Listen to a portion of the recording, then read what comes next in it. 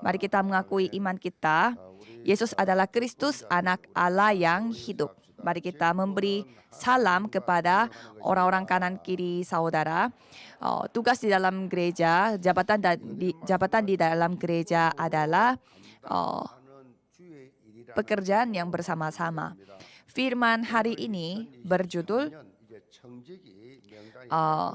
pekerjaan Tuhan yang dikerjakan dengan sukacita.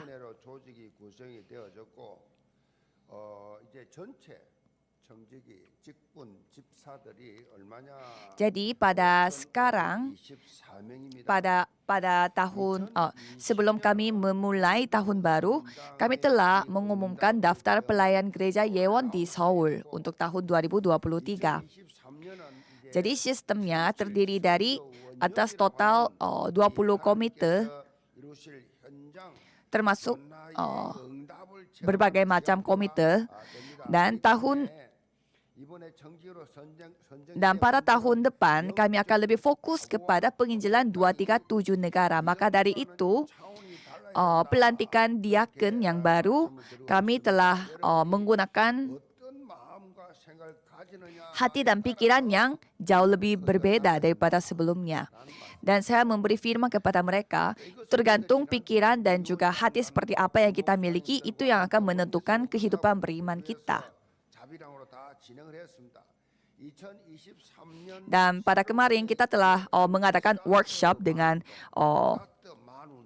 biaya sendiri, supaya kami bisa berkumpul dan bisa mempersiapkan bagaimana kita akan merencanakan tahun 2023, karena kita akan memulai gerakan penginjilan 237 negara dengan cara membangun menara pengintai di setiap negara. Jadi saya memberi firman kepada mereka, gerakan Startman adalah milik kita, milik aku.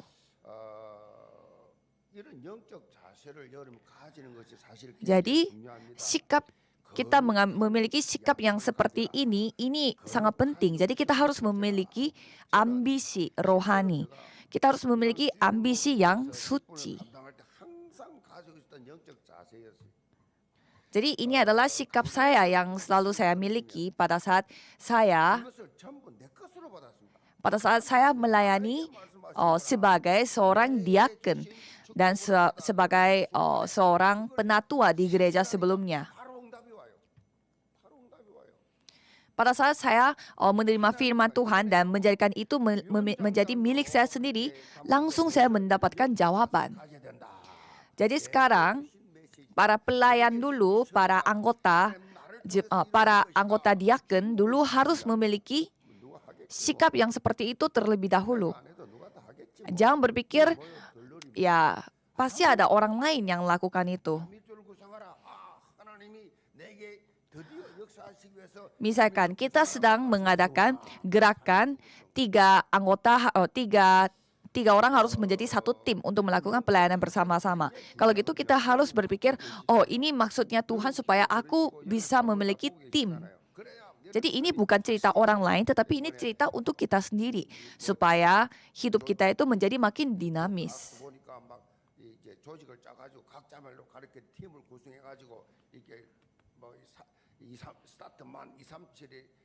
Jadi saya melihat banyak anggota jemaat telah membuat tim dan mereka bersama dengan komite dan juga bersama dengan divisi, mereka itu sangat semangat untuk membuat program dan juga struktur berdasarkan dengan gerakan Startman dan juga gerakan satu kelompok 3 orang. Jadi saya melihatnya juga yang para jemaat, ada jemaat perempuan, jemaat wanita, mereka sampai membuat lagu untuk gerakan Startman ini. Jadi saya sangat kaget menyaksikannya.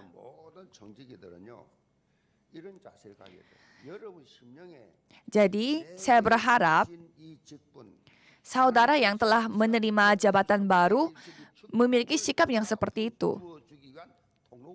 Jadi jabatan ini adalah jalan untuk jalan untuk mendapatkan berkat yang langsung dari Tuhan Allah. Karena Tuhan sendiri yang akan memenuhi apa yang kita butuhkan.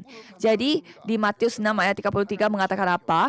Carilah dahulu kerajaan Allah, maka semuanya akan ditambahkan. Jadi pada saat kita memprioritaskan pelayanan Tuhan Allah, pada saat kita memprioritaskan, mengutamakan apa yang Tuhan inginkan, maka semuanya akan dibatalkan. Jadi saya selalu mengatakan bahwa jabatan di dalam gereja itu adalah jalan pintas untuk mendapatkan berkat. Jadi judul hari ini apa? Ya begitu, dipenuhi oleh Roh Kudus dan sukacita karena pekerjaan Tuhan yang sudah sukacita. Misalkan saudara mendapatkan bonus dari tempat kerja, senang atau tidak? Misalkan saudara yang sedang bisnis telah fix sudah pasti akan kontrak. Kalau gitu senang atau tidak? Jadi jabatan itu apa? Jabatan itu seperti kontrak antara aku dengan Tuhan Allah. Tuhan ketahui segalanya. Jadi Tuhan mengetahui segalanya. Apa yang saudara inginkan dan butuhkan. Jadi jabatan itu janji saudara dengan Tuhan Allah. Jadi sebelum saudara menerima jabatan baru, apa yang saudara harus lakukan? Saudara harus merasakan sukacita dan juga rasa syukur. Jadi saya memberkati saudara sekalian supaya saudara bisa menjadi para pelayan yang memuliakan nama Tuhan dengan sukacita.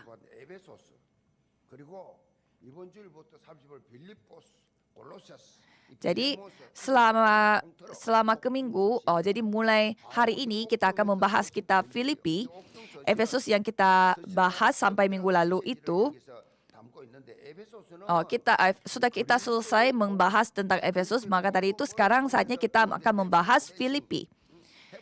Jadi Filipi, Kolose, dan Filemon itu disebut sebagai surat-surat Paulus dari penjara.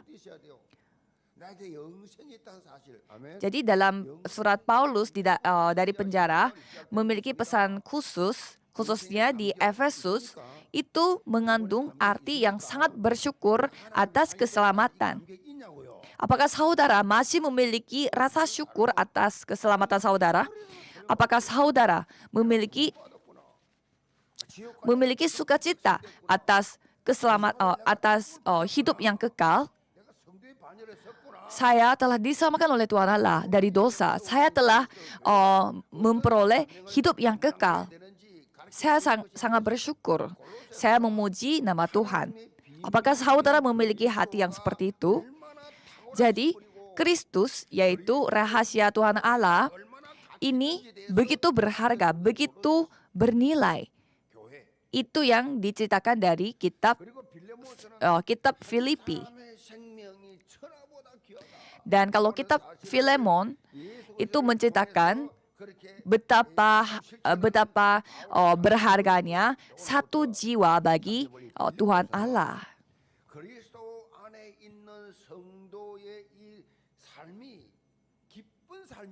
Jadi kitab Filipi menegaskan seorang jemaat yang telah diselamatkan oleh Tuhan Allah pastilah sukacita dan bersenang-senang. Tetapi di sini lebih menegaskannya lagi adalah apa tujuan mereka hidup di dunia ini. Dan kalau kita melihat latar belakang pembangunan gereja Filipi adalah itu kita bisa melihat dari kitab Kisah Para Rasul pasal 16, dan di sana Rasul Paulus pergi ke penginjilan misi yang kedua. Dan pada saat itulah gereja Filipi dibangun. Dan pada saat Paulus pergi ke penginjilan yang kedua itu, dia memiliki rencana untuk pergi ke Asia Kecil. Tetapi Roh Kudus tiba-tiba mengubah tujuannya sehingga menjadi Makedonia. Makedonia itu pada zaman sekarang itu adalah Eropa. Jadi daerah pertama yang dikunjungi di dalam Makedonia adalah Filipi. Dan di sini Rasul Paulus pergi ke Filipina itu Ya tanpa ada rencana, tanpa ada tujuan. Jadi apa yang dia harus lakukan? Ya tidak ada apa-apa. Ya dia hanyalah berdoa. Dan pada saat dia mencari-cari tempat doa, dia melihat ada para perempuan, mereka sedang lagi cuci baju. Dan di sana Rasul Paulus bertemu dengan para perempuan yang lagi cuci baju, dan Rasul Paulus memberitakan Injil kepada mereka. Dan salah satu perempuan itu telah mendapatkan sebuah shock dari berita tersebut. Dan dia itu siapa? Yaitu Lydia. Lydia adalah seorang murid perempuan yang telah dipakai oleh Tuhan sebagai pembisnis. Dan itulah titik mulainya pembangunan gereja Filipi. Dan pada saat Paulus menulis surat Filipi, ini adalah kondisinya Rasul Paulus sedang berada di dalam penjara. Tetapi melampaui kondisi dan situasi yang seperti itu, dia mengalami sukacita dan rasa syukur. Jadi, maka dari itu, kitab Filipi terus menceritakan betapa sukacitanya Rasul Paulus di dalam penjara. Maka dari itu, kitab Filipi sering disebut juga sebagai surat sukacita atau Injil yang bersukacita. Jadi Rasul Paulus menikmati sukacita yang telah diberikan oleh Injil walaupun dalam kondisi yang tidak bisa menikmatinya. Dan dia hidup dengan identitas rohani, yaitu sebagai orang Kristus. Itu yang telah ditegaskan oleh kitab Filipi. Jadi kalau kita melihat pada zaman dulu, bukan hanya Paulus, tetapi begitu banyak orang yang mendapatkan penganiayaan karena percaya kepada Yesus. Tetapi Rasul Paulus menyaksikan bahwa aku yang seperti ini pun sedang sukacita di dalam kondisi yang seperti ini. Maka dari itu kalian juga harus bersukacita di tengah penganiayaan. Maka dari itu bersukacitalah. Maka dari itu bersyukurlah. Mengapa? Karena kita telah diselamatkan. Karena kita telah dijadikan anak Tuhan. Nikmatilah identitas rohani Anda. Jadi mulai minggu depan kita akan membahas sukacita sejati yang diberikan oleh Injil, khususnya para pelayan gereja tahun baru. Dan saya memberkati saudara sekalian supaya saudara bisa menjadi saksi atas hal ini. Subjudul pertama adalah sukacita karena persekutuan dalam berita Injil, yang diambil dari ayat 1 sampai 2. Saya akan membacakannya untuk saudara. Dari Paulus dan Timotius, hamba-hamba Kristus Yesus, kepada semua orang kudus dalam Kristus Yesus di Filipi, dengan para penilik jemaat dan diaken, kasih karunia dan damai sejahtera dari Allah Bapa kita dan dari Tuhan Yesus Kristus menyertai kamu. Jadi kalau kita melihat kitab surat yang ditulis oleh Paulus, di sana memulainya dengan salam. Tapi ini salam bukan salam biasa. Tetapi dia selalu memulainya, dia selalu menegaskan dua kata, yaitu kasih karunia dan damai sejahtera. Jadi maksudnya bagaimana? Mengapa? Jadi mengapa kita selalu sukacita? Karena kita telah mendapatkan kasih karunia dan damai dari Tuhan Allah. Jadi orang yang mendapatkan kasih karunia, pastilah apapun alasannya, dia akan damai. Jadi hubungan antara kita dengan Tuhan Allah sudah dipulihkan, sudah kembali, disembuhkan. Maka dari itu kita bisa damai. Kalau misalkan saudara lagi tidak enak bersama dengan keluarga atau lagi berantem sama keluarga atau orang lain, itu berarti saudara tidak ada kasih karunia di dalam saudara. Jadi sebenarnya kita adalah anak murka. Itu adalah sifat asli kita sebenarnya.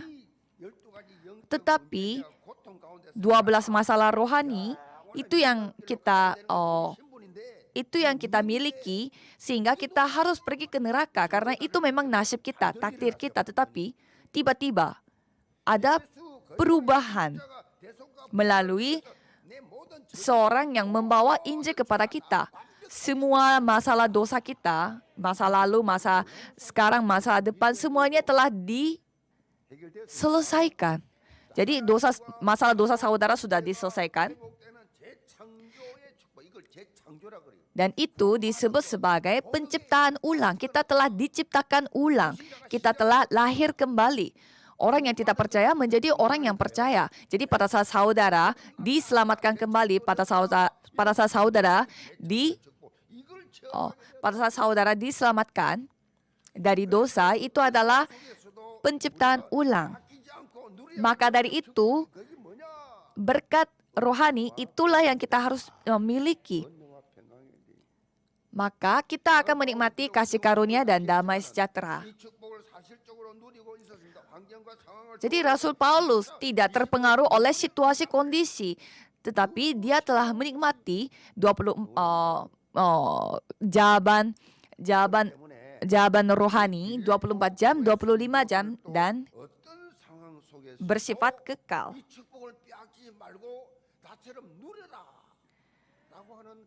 Maka Paulus menegaskan, jangan terjebak oleh situasi kondisi.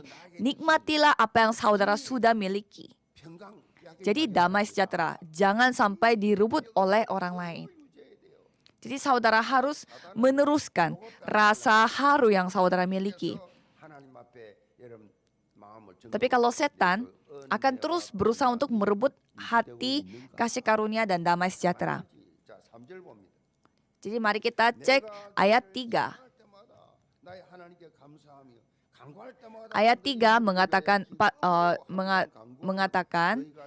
aku mengucap syukur kepada Allahku setiap kali aku mengingat kamu dan setiap kali aku berdoa untuk kamu semua, aku selalu berdoa dengan sukacita. Aku mengucap syukur kepada Allahku karena persekutuanmu dalam berita Injil mulai dari hari pertama sampai sekarang ini.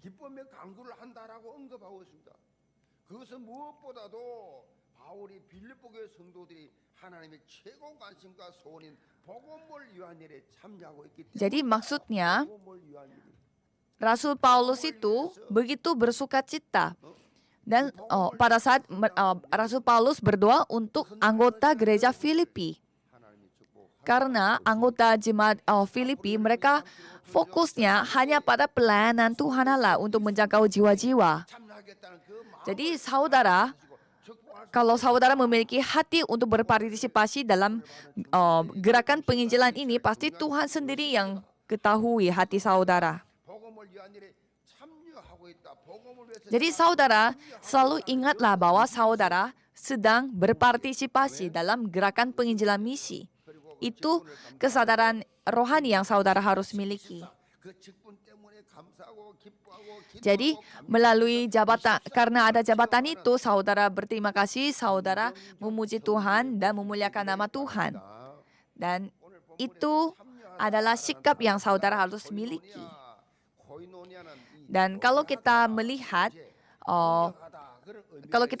di ayat-ayat kitab di sana, kita bisa menemukan kata sekutu, dan sekutu adalah koinonia dalam bahasa Yunani. Dan ini memiliki arti bergaul dan bekerja sama. Pada minggu lalu, saya menegaskan bahwa kita harus mendapatkan jawaban dari bekerja bersama-sama di dalam gereja. Jadi sebagai penatua, sebagai diaken, sebagai remnant, sebagai anggota jemaat gereja Yewon, atau sebagai yang lain, semuanya tidak bisa pelayanan sendiri, harus bekerja bersama-sama.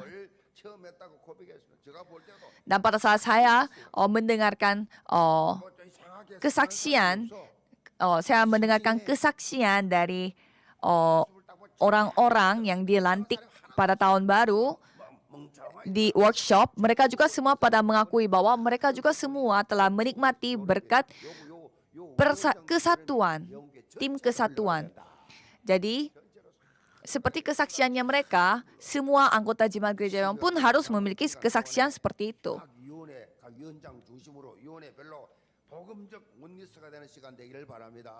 Saya berharap pada bulan terakhir pada tahun 2022 ini saudara bisa memiliki waktu bersama-sama sebagai satu tim.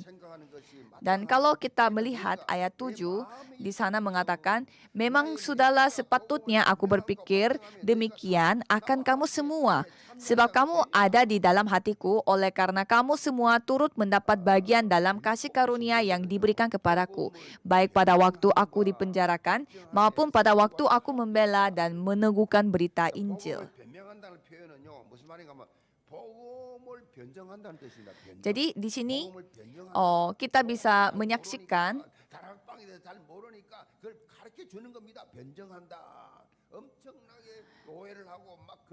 dan di sini kita bisa melihat ada kata yang memakai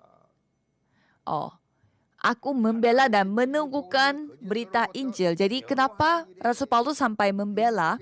Karena ia harus menjelaskan apa Injil, kebenaran yang dimaksud oleh Tuhan Allah.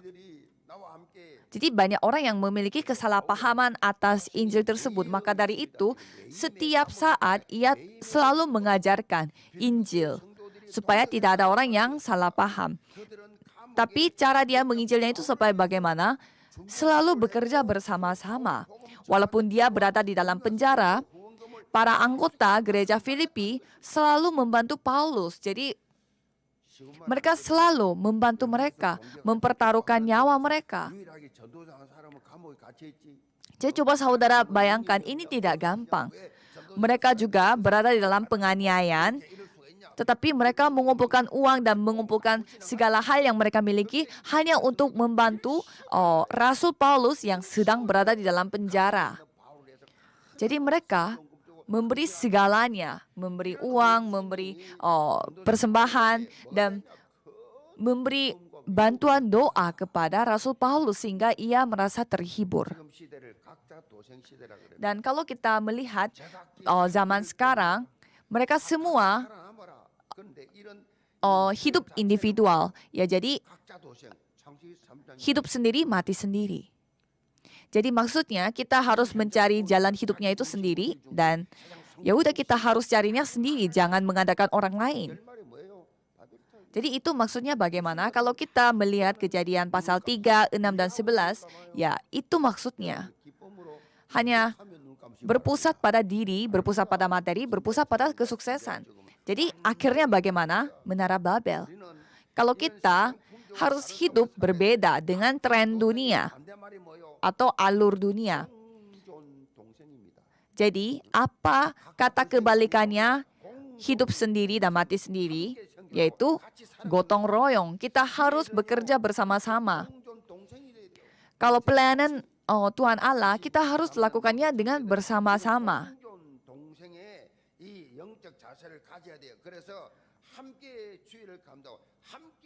Jadi harus bersama-sama kita melakukan pelayanan bersama-sama. Dan yang kedua adalah sukacita karena penuh dengan buah kebenaran. Saya akan membacakannya ayat 9 dan 11 untuk saudara.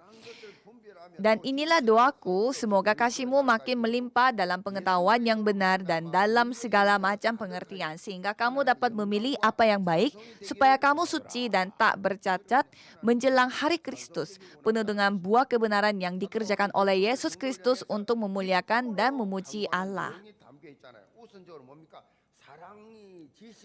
Dan kalau kita melihat apa yang ditulis oleh Rasul Paulus, dia berdoanya dengan penuh sukacita supaya anggota jemaatnya memiliki pengetahuan yang benar dan juga memiliki pengertian. Jadi bukan hanya kebenaran, bukan hanya pengertian duniawi, tetapi pengertian rohani. Jadi kita harus saling mengasihi satu dengan yang lainnya itu bukan dengan pikiran dan standar kita sendiri, tetapi harus memakai memakai standar Tuhan Allah. Buktinya apa? Di sana dipakai kosakata yang mengatakan bahwa kamu dapat memilih apa yang baik supaya kamu suci dan tak bercacat menjelang hari Kristus. Jadi, yang lebih penting adalah bukannya orangnya baik atau tidak, dia harus bisa membedakan mana yang baik di mata Tuhan. Jadi, saudara harus berdoa. Tuhan, tolong berikanlah saya hikmat supaya saya bisa membedakan mana yang benar, mana yang tidak benar menurut Tuhan Allah. Maka dari itu, itulah yang namanya berbuah kebenaran. Buah kebenaran itu apa? Buah kebenaran ini dapat menjangkau jiwa-jiwa, menghidupi orang. Apa harapannya Tuhan Allah?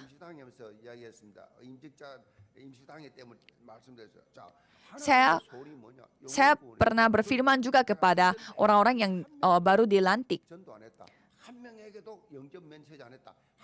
Jadi, apa harapan Tuhan Allah? Apa harapannya Tuhan Allah? Yaitu menjangkau jiwa-jiwa. Tetapi selama 1 tahun kemarin, coba saudara pikir, apakah ada satu orang saja yang saudara pergi menginjil? Kalau itu buat apa? Tuhan memberi perhatian kepada saudara. Jadi selama saudara hidup di dunia, apakah saudara dipakai oleh Tuhan atau tidak? Buat apa saudara memberi jabatan kalau saudara tidak ada niat atau perhatian sama sekali terhadap jiwa-jiwa? Ya kalau saudara diberi jabatan tapi tidak peduli dengan jabatan itu, ya yayain aja. Ya buat apa buat apa Tuhan memberi berkat kepada saudara? Jadi harapan Tuhan Allah pasti berbeda dengan harapan kita sebagai manusiawi. Manusia saja, orang tua yang kaya pasti akan memberi warisannya kepada anak yang pintar dan anak yang mengerti hati orang tua. Tidak mungkin orang tua memberi warisannya kepada anak yang tidak ada perhatian sama sekali terhadap orang tuanya. Maka, keselamatan jiwa-jiwa, menjangkau jiwa-jiwa, itu tujuan kita hidup di dunia ini. Apakah saudara memiliki kesusahan di dalam bisnis? Apakah saudara memiliki kesusahan di dalam rumah tangga? Cobalah saudara menyerahkan segala itu kepada Tuhan Allah dan hanya fokus kepada pelayanan Tuhan Allah supaya saudara hanya berdoa kepada Tuhan Allah. Segala kutukan dan masalah di dalam rumah tangga dan bisnis itu semuanya diselesaikan oleh Tuhan Allah. Masa saudara berusaha untuk menyelesaikan masalah dengan pikiran saudara, dengan kemampuan saudara sebagai manusiawi? Itu tidak bisa. Biar Tuhan saja yang menyelesaikannya. Saya adalah saksinya. Ini bukan firman, ini bukan hanya untuk khotbah. Saya adalah saksinya. Supaya kita hidupnya hanya untuk memuliakan nama Tuhan. Jadi kalau kita melihat pokok doa Paulus satu persatu, kita bisa melihat, kita bisa menyaksikan begitu besar kasih Paulus terhadap anggota Filipi.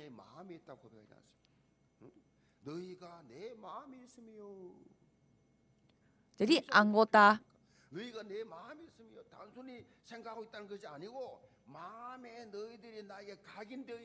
jadi maksudnya bagaimana? Jadi maksudnya bagaimana anggota jemaat gereja Filipi itu sampai ada di dalam hatinya Rasul Paulus. Saya juga pernah nonton di drama Korea, tokoh utamanya mengatakan bahwa cowoknya itu mengatakan kepada ceweknya, kamu ada di dalam hatiku. Tapi sebenarnya orang yang pertama memakai dialog kamu ada di dalam diriku itu sebenarnya Paulus yang memakainya. Paulus mengakui bahwa kalian ada berada di dalam hatiku.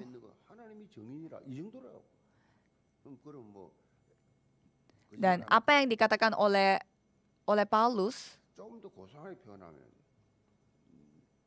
너 내 안에 있어. 이 말 한마디로 네 마디로 말하면 뭐예요? 사랑한다는 거예요. 사랑한다.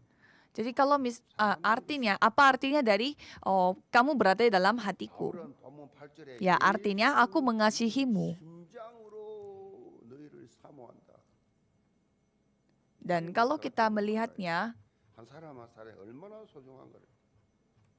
얼마나 담임 목사의 Dan 심장을 가지고 얼마나 saya sebagai gembala sidang juga melihat anggota jemaat gereja Yeon yang begitu totalitas untuk penginjilan misi itu, saya bisa merasakan apa yang dirasakan oleh Paulus. Saya sangat amin atas pengakuannya Paulus. Aku mengasihimu, kamu berada di dalam hati aku dengan hati Yesus Kristus. 품고 사랑하면서 기도하고 있다라는 표현이지요. Jadi itu menjelaskan bahwa selalu ia berdoa 그리스도의 날 dalam kondisi apapun dengan rasa bersyukur. 저와의 관계뿐만 아니에요. 여러분 한 분 한 분이 서로가 Jadi bukan hanya hubungan saya dengan saudara sebagai manusiawi, 위해서 기도해주고 tetapi saudara bisa merasakan hal yang seperti ini 사람이요 장점이 bersama dengan jemaat yang lainnya. 장점 보는 게 이것이 복음이에요. 그래서 모두 좀 부족해도 서로 이해해주고 세워주고 Jadi kalau kita memiliki mata Injil, mari kita melihatnya dengan sisi positifnya orang-orang. Jangan melihat sisi negatifnya orang-orang. 모이면요 서로 막 부정적인 말 불평하고 막 목사가 어떠고 장로가 어떠고 뭐 부장이 어떠고 맨 남만 계속합니다. 영어에서 강의할 때 그런 말 하잖아요. 어머니 가만히 있으면 와갖고 가게 하는데 와갖고 Jadi kalau kita melihat ada juga anggota jemaat yang suka menjelek-jelekan orang lain. 얼마나 문제가 많겠어요. 옛날에 다 율법이니까 Dan ada juga orang yang tidak mengatakan apa-apa. 문제 나오죠. Apalagi pada zaman dulu, pada zaman Paulus. 조용히 하세요. 우리 아버지인데 우리 어머니 기도해 봤어요? 왜 교회 말을 집에 와서요? 저희 어머니는요. Jadi ibu saya juga 한번또 집에 와서 tidak pernah menceritakan hal-hal negatif terhadap orang lain, 그걸 뭐라 그래요? apalagi orang gereja. Jadi itu adalah buah kebenaran. 그래서 지금 현재로 어제까지 참일조가 제게 보고된 게 1068명 8조 1060 이 3일조가 구성되어 있어요. Jadi saya membaca, 현재 51조. saya melihat ada lebih dari 1.000 tim yang telah saya melihat ada sekitar 1.000 kelompok yang terdiri dari tiga anggota. Ada 1.000 tim lebih yang telah dibuat menjadi satu tim yang terdiri dari 3 anggota. Dan saya memberkati setiap tim tersebut supaya melalui tim itu mereka dapat menyaksikan firman Tuhan kepada orang lain. Dan berdoalah supaya melalui tim tersebut dapat membangun menara pengintai. Jadi menara pengintai itu maksudnya apa? Menara pengintai itu yang akan selalu menunjukkan jalan kepada orang-orang. Saya memberkati saudara sekalian supaya saudara bisa menjadi menara pengintai untuk menuntun jalan kepada jiwa-jiwa yang mencari firman Tuhan. Kesimpulannya adalah 선수들이 뭐 야구뿐만 아니라 뭐 농구고 뭐 엄청나게 많이 있지만은 1947년 이전에는 한 명도 없었어요. 어느 스포츠들 간에. Katanya ada seorang pemain baseball profesional di Amerika. Dia itu namanya Jackie Robinson. Dan dia adalah orang yang berkulit hitam pertama di Amerika yang menjadi pemain baseball profesional. Kalau sekarang banyak yang pemain yang berkulit hitam, tetapi pada waktu itu tidak ada sama sekali yang pada tahun 1957. 그 책이 뭐냐? Dan direktur dari Brooklyn Dodgers, yaitu sekarang LA Dodgers, yaitu Major League-nya di baseball, 그리스도의 생애처럼 살아야 된다. 앞으로 dia 프로야구가 되면 너를 향해서 수많은 sebelum dia memulai debutnya, direktur itu memberi sebuah buku. 이때 너는 Oh, 결코 dia memberi sebuah buku kepada orang yang baru debut. Dan judul buku itu adalah Kehidupan Yesus Kristus. 성격하는 성격이었대요 원래. 근데 철저히 가르친 거요. 엄청난 Dan memberi nasihat yang seperti ini katanya. Kamu harus hidup seperti kehidupan Yesus Kristus mulai sekarang.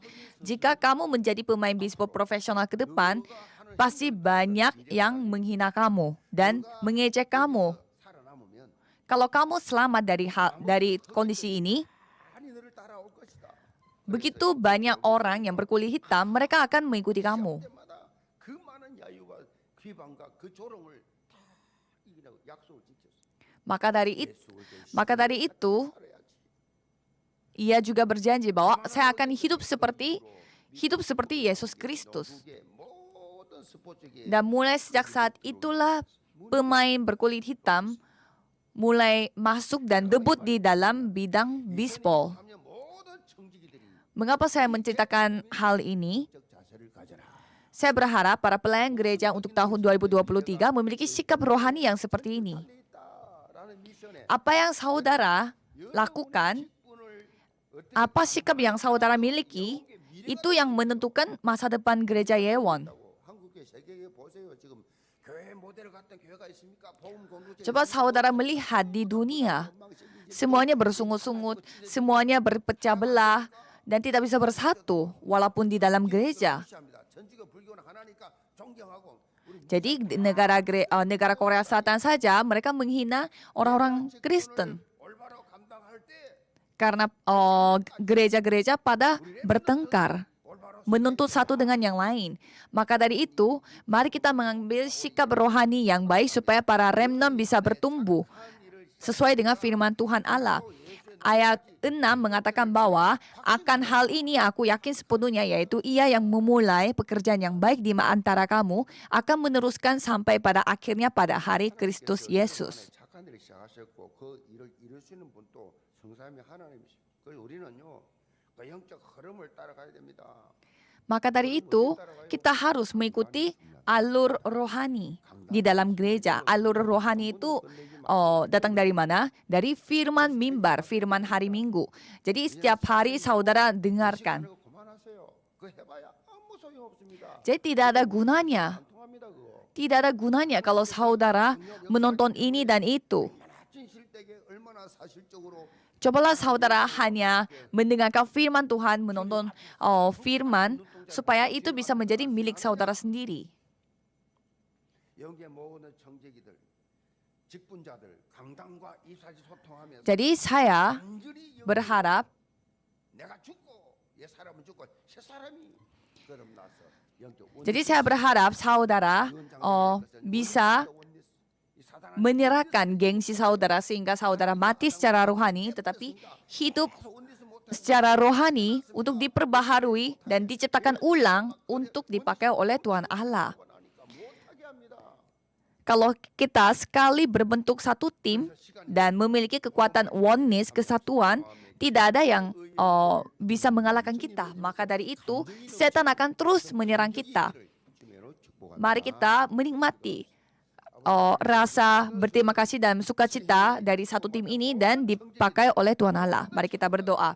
Tuhan, tolong berkatilah setiap pelayan gereja dan juga setiap anggota jemaat yang ikut serta dalam gerakan Startman dan gerakan tiga anggota menjadi satu kelompok ini supaya mereka dipakai oleh Tuhan Allah dengan kehendak Tuhan.